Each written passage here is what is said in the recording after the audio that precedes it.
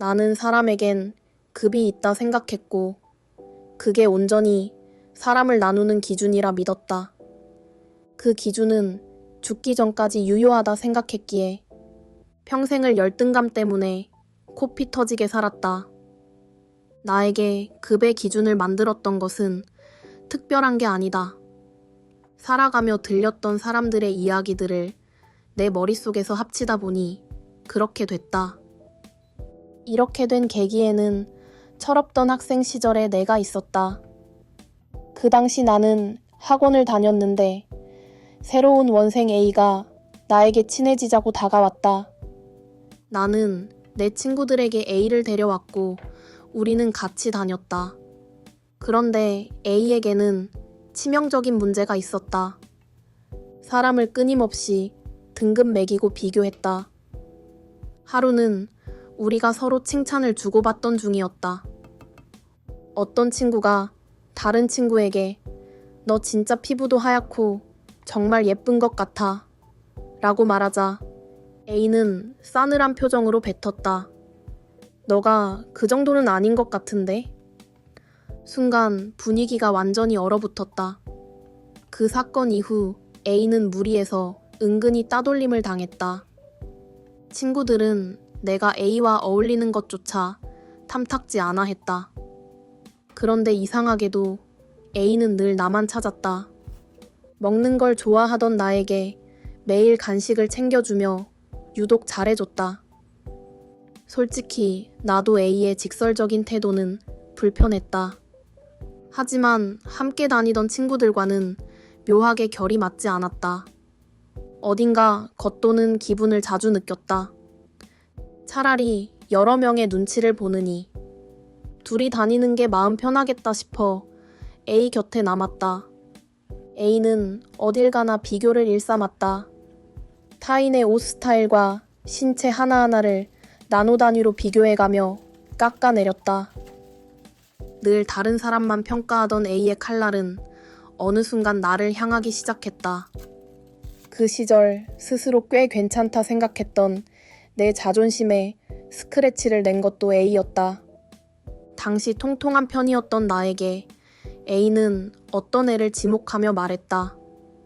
너 살 빼도 제 정도는 안 될 것 같은데? 나는 그저 살을 빼보려 한다고 말했을 뿐이었다. 그런데 돌아온 건 뜬금없는 평가였다. 오기가 생겼다. 어떻게든 살을 빼서 A가 틀렸다는 걸 증명하고 싶었다. 10kg를 넘게 감량하자 A는 달가워하지 않는 얼굴로 진짜 예뻐졌다며 엄청난 칭찬을 쏟아냈다. 그 이후로 A는 나를 치켜 세우면서도 꼭 한 군데씩 못난 부분을 지적했다.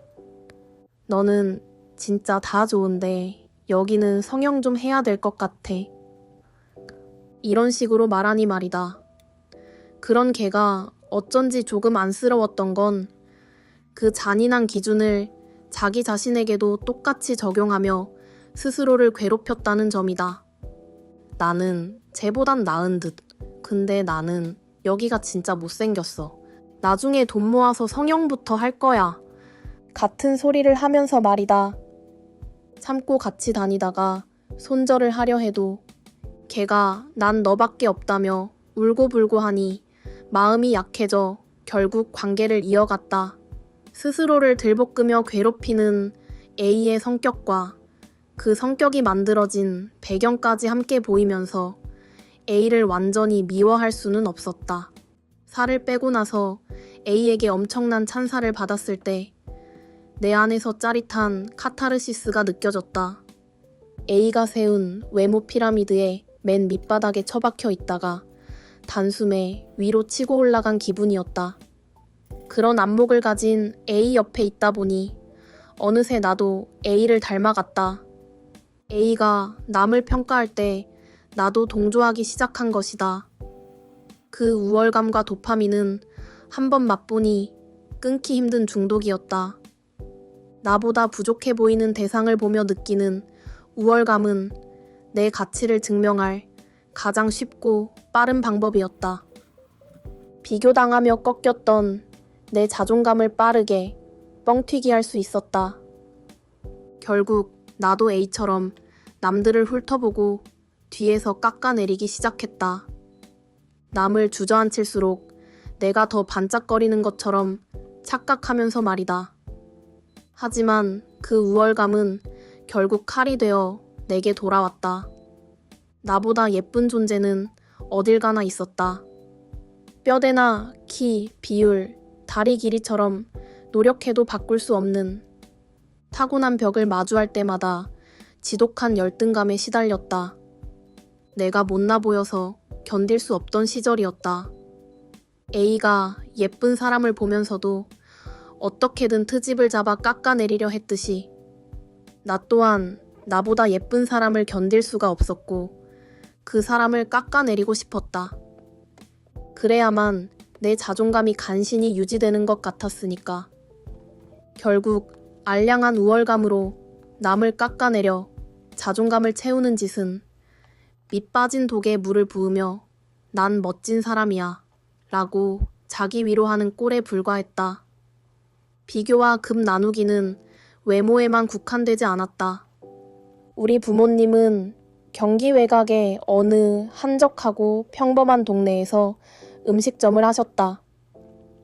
동네 주민들과 허물없이 지내다 보니 손님들이 나누는 대화가 종종 귀에 들어왔다. 최근엔 신축 아파트들이 우후죽순 들어섰지만 당시만 해도 다들 비슷비슷하게 살아가는 동네였다. 하루는 어떤 손님이 동네 중심선을 가리키며 말했다. 여기를 기준으로 이쪽은 강남이고 저쪽은 강북이야. 강북은 집값 비싸져봤자 별 볼 일 없어. 그 말을 듣고 조금 황당했다. 경기 외곽의 작은 동네 안에서도 사람들은 기어코 강남과 강북을 만들어내고 있었기 때문이다. 하지만 더 인상적이었던 건 그 말 자체보다도 주변 사람들이 너무도 자연스럽게 동조하고 있었다는 점이었다. 하필 내가 살던 곳도 그들이 말하는 강북 쪽이었다. 그래서 괜히 무시당한 것 같은 기분이 들었다. 하지만 그 순간 밀려온 건 단순한 불쾌감만이 아니었다. 나 또한 저들과 크게 다르지 않았다는 사실이 떠올랐다. 외모로 사람의 등급을 나누고 나보다 못한 사람을 보며 안도하고 비교를 통해 자존감을 채우려 했던 과거의 나 말이다. 그들의 심리는 외모로 사람의 등급을 나누던 나와 소름 끼치게 닮아 있었다. 자기보다 조금 아래에 있다고 생각하는 대상을 보며 얄팍한 안도를 얻는 것. 결국 우리는 같은 방식으로 자존감을 충전하고 있었던 셈이다.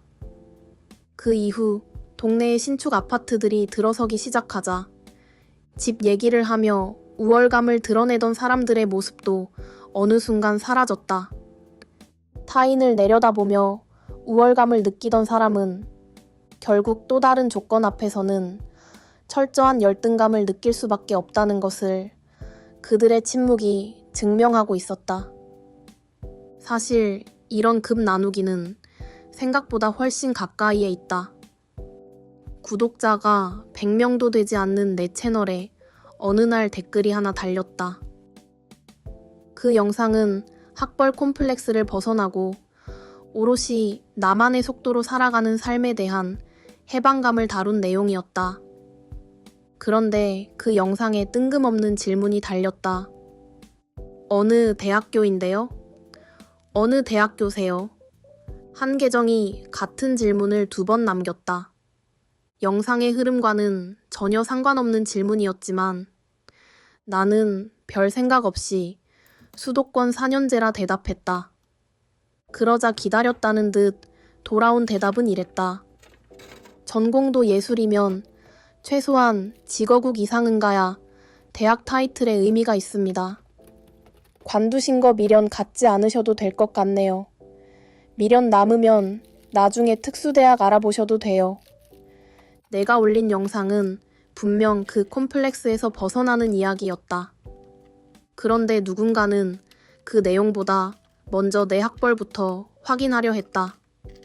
중요했던 건 내가 어떤 생각을 하는 사람이냐가 아니라 어떤 기준 안에 분류될 수 있는 사람이냐였던 셈이다. 물론 그 사람 입장에서는 조언이었을 수도 있다. 하지만 결국 그에게 중요한 건 내가 한 말이 아니라 내가 어느 대학을 나왔는지, 그리고 그게 평가 가능한 값어치가 있는지였다. 그게 불쾌한 감정이라기보단 무력감에 가까운 감정이었다.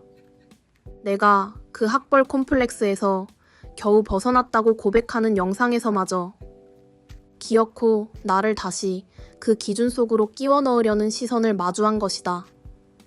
처음에는 그냥 스쳐 지나갈 댓글이라고 생각했다.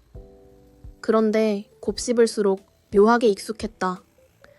경기 외곽 동네에서 강남북을 나누던 손님들, 예쁜 사람을 보면 어떻게든 꼬투리를 잡아야 직성이 풀리던 A, 그리고 그 잔인한 룰을 복사해 남들을 난도질하며 자존감을 채웠던 과거의 나, 그리고 직어국을 기준으로 대학의 의미를 다시 재단하던 그 댓글까지. 우리는 서로 다른 얼굴을 하고 있었지만 결국 같은 게임을 하고 있었다. 서로의 급을 나누고 그 기준으로 남을 함부로 판단하고 있었다. 나보다 못난 대상을 밑에 깔아두고 얻는 우월감은 가성비가 아주 좋다.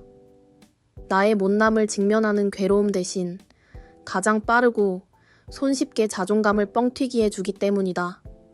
하지만 그 달콤한 도파민에 취해 남을 찌르던 날부치는 결국 나보다 더 우월한 존재를 만나는 순간 부메랑이 되어 내 심장에 꽂힌다.